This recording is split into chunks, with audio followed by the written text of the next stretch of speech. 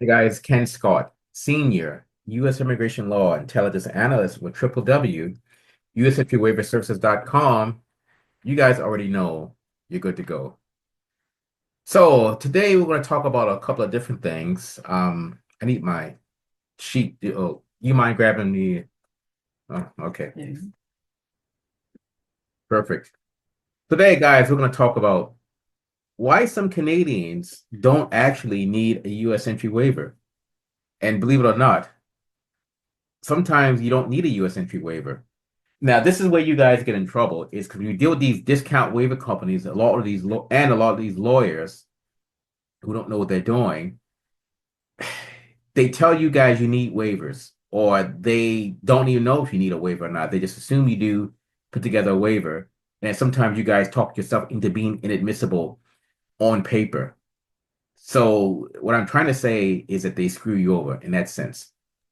What we try to do is ensure you need a waiver first before that even happens, because it doesn't make any sense to apply for a waiver if you don't need it, because then you talk yourself into inadmissibility.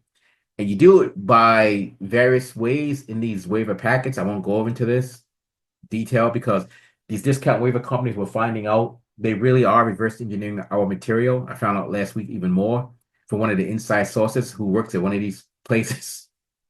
Don't want to mention the person's name or gender because if I do, they may just pick out who this person or people actually are. But they're definitely reviewing our material, so that's not going to happen. So what I'm going to do here is, like it says here, like the administrator just gave me, we're going to break down math. If you need, oh, I'm frozen. Oh, I was frozen for a second there. Like I said, we're going to break down myths versus facts. I don't know why I was frozen. If you need a U.S. waiver for criminal inadmissibility, you need it. For example, if you have a conviction for PPT, which these Surrey boys know is possession for the purpose of trafficking, you need the waiver, hands down. A conviction for possession for the purpose of trafficking, you will need this U.S. entry waiver. So it's what it is. The ex-PPT guys, they get it, they understand it, so it's not that big a deal. The guys who were charged with PPT and not convicted, and the border still says you need a waiver, that's bullshit. That's not necessarily true. And this is why, especially those guys, really need to keep coming to us because we can get you guys out of needing this waiver for life. Because you guys got to remember, if you need a waiver for any kind of criminality and a lot of the immigration violations, the government fee is 1100 US per application. 1100 US per application. So if you guys don't need this, it's a no-brainer. You want to save that money. So $1,100 times however long you're going to be on Earth, and who knows how long that's going to be. But the thing is, let's assume you're going to be on Earth another 80 years. Do the math, $1,100 every 5 years if you're lucky. So, no, it wouldn't be five. No, 5, 10, 15, 20, 40. No, we're talking about maybe another 10 or 12 years or more. So, never been the best at math. But anyway, now, if you have a conviction where you don't need a waiver, you've just wasted that money. And sometimes some of your convictions don't require a U.S. entry waiver. The discount waiver companies won't tell you this because they'll say, oh, just do a waiver, because they don't care. So you do not always need a U.S. entry waiver. We know what you need and don't need. We've got the DHS, manuals, materials. So I know what it is you do or do not need. But again, we don't like putting too much stuff now online here because these guys are really trying to reverse engineer our stuff. It's getting to a point of being ridiculous, I tell you. So it says right, okay, what else we got here? I don't know if I want to talk about this part, although I've actually already said that about the conditions, the convictions, about Canadian pardons. And guys, stop drinking the Kool-Aid of thinking you get a Canadian pardon, you don't need a waiver. The discount waiver companies are pushing that so they can make money. Just having a Canadian pardon does not stop you from needing a U.S. entry waiver. But what it is, the pardon has to be, well, the crime that you got pardoned for has to be one that makes you inadmissible.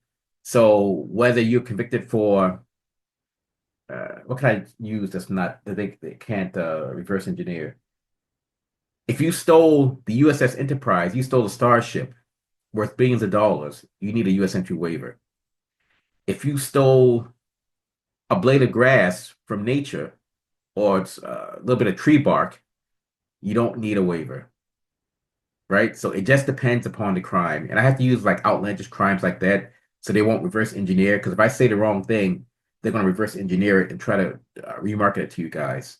So basically, certain crimes require waivers, certain ones do not. And now we're getting a lot of people who are calling us to find out if they actually need waivers or do not need them.